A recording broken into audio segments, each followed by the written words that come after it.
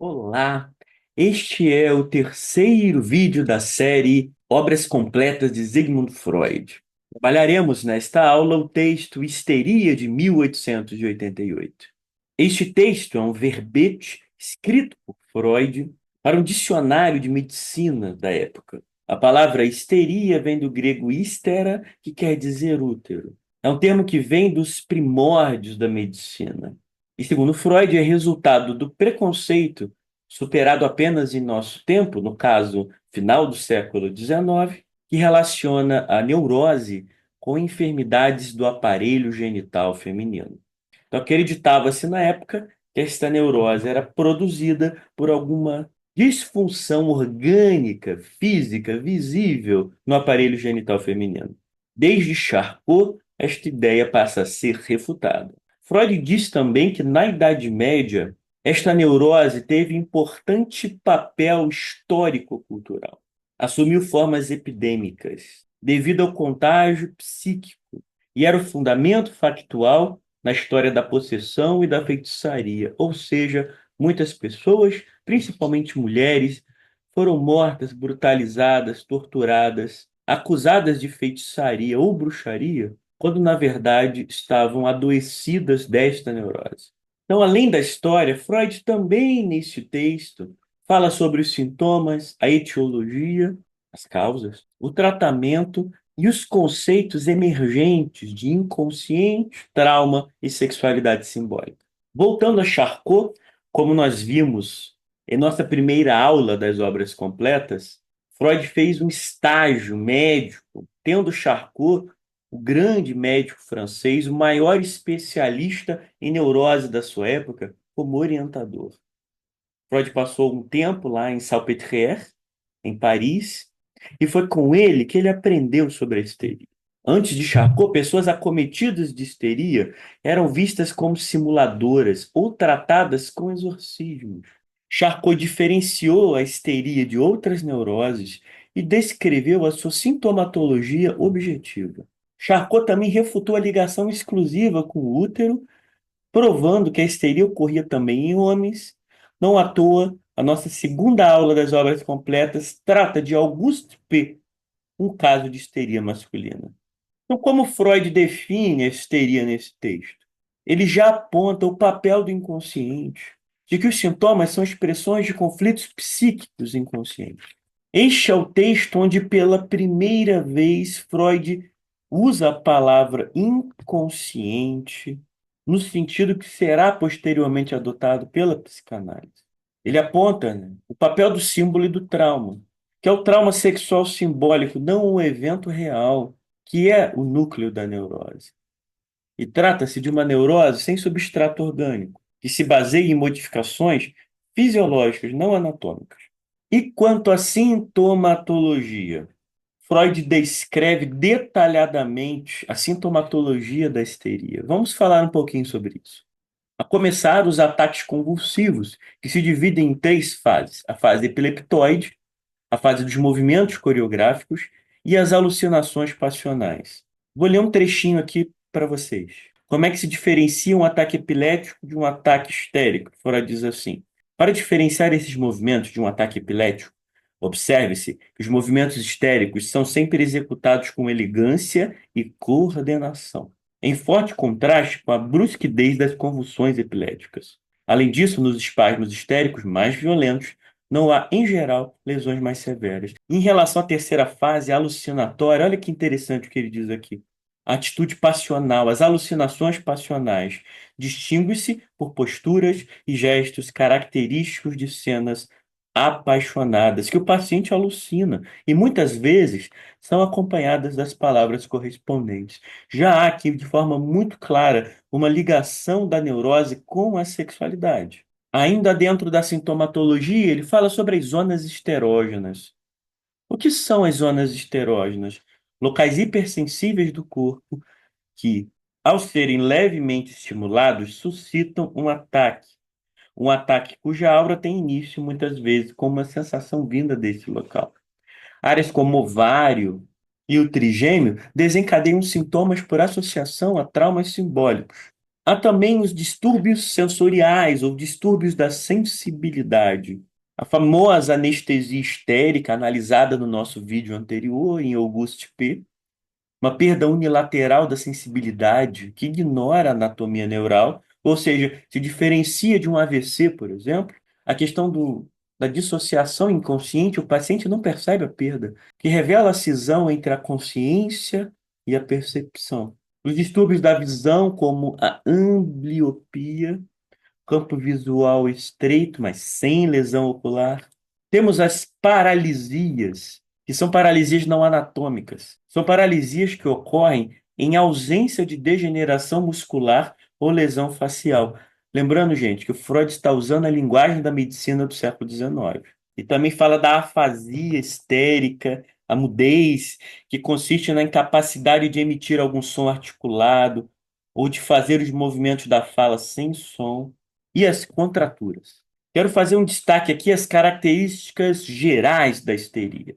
Os fenômenos histéricos, dirá Freud, se caracterizam, antes de tudo, por serem excessivos. Então, a histeria tem esse elemento over, excessivo, exagerado. Uma outra característica é a mobilidade. Os sintomas histéricos se deslocam pelo corpo do paciente. O que isso quer dizer? Que um certo sintoma que se manifesta, por exemplo, numa ambliopia, né, um distúrbio visual, pode se deslocar e se transformar numa hemianestesia, ou seja, numa metade do corpo do paciente paralisada, anestesiada. Entre os recursos que podem remover os sintomas histéricos, ele destaca a influência da excitação e a sugestão hipnótica.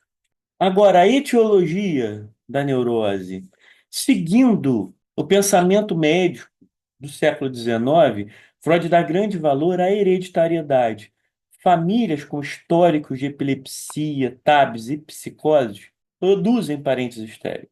Essa ênfase na hereditariedade vai mudar bastante ao longo do pensamento de Freud. Um outro ponto determinante em relação às causas da neurose histérica dizem respeito ao trauma físico barra psíquico. Ele dá um exemplo aqui de uma pessoa que sofre um acidente de trem e algum tempo depois desenvolve uma neurose histérica. Vou ler um trecho para vocês. O trauma é uma frequente causa eventual de adoecimento histérico em dois sentidos. Primeiro, se um forte trauma físico, dá uma pausa aqui, a ênfase aqui é no trauma físico que acaba desencadeando o trauma psíquico. Isso vai mudar também ao longo da história da psicanálise, né? A ênfase será posteriormente aos traumas psíquicos. Retomando. Primeiro, se um forte trauma físico acompanhado de susto e perda momentânea da consciência desperta uma predisposição histérica não notada até então. Em segundo lugar, se a parte do corpo atingida pelo trauma se torna o foco de uma histeria local. Em relação à evolução da histeria, em meninos e meninas, o período antes e depois da puberdade traz geralmente a primeira irrupção dos sintomas histéricos, naqueles que têm forte predisposição. As crianças histéricas são com frequência precoces e altamente dotadas. Isso será confirmado ao longo da história da psicanálise. Como se sabe, a idade juvenil, a partir dos 15 anos, é o período em que a neurose histérica mais se manifesta vivamente nas mulheres. Então, ele está relacionando o desencadeamento dos sintomas histéricos à puberdade, ou seja, à sexualidade. Ele confirma isso afirmando que os primeiros anos do casamento feliz costumam ser livres da doença. Ele está chamando de casamento feliz um casamento em que sexo é praticado regularmente. Ele diz que com o esfriamento das relações conjugais e o esgotamento gerado por sucessivos partos, a neurose reaparece. Vale destacar que também fala em relação à evolução da histeria sobre o período de incubação, de latência da histeria. Uma característica determinante da histeria é que ela passa um tempo incubada. Nesse tempo de latência, a causa provocadora prossegue atuando no inconsciente, até que irrompe em sintomas histéricos. Quanto ao tratamento da histeria, primeiro ele chama atenção para o método de Breuer. Olha o que ele diz. Vou ler aqui para vocês. Mais eficaz ainda é fazer o paciente, conforme o método usado primeiramente por Joseph Breuer em Viena, remontar a pré-história psíquica do problema, obrigando-o a reconhecer o ensejo psíquico que deu origem ao distúrbio em questão. É o método catártico aqui, evidentemente, a partir da sugestão da hipnose. Seguindo, esse método de tratamento é novo, mas proporciona êxitos terapêuticos que não são obtidos de outra forma.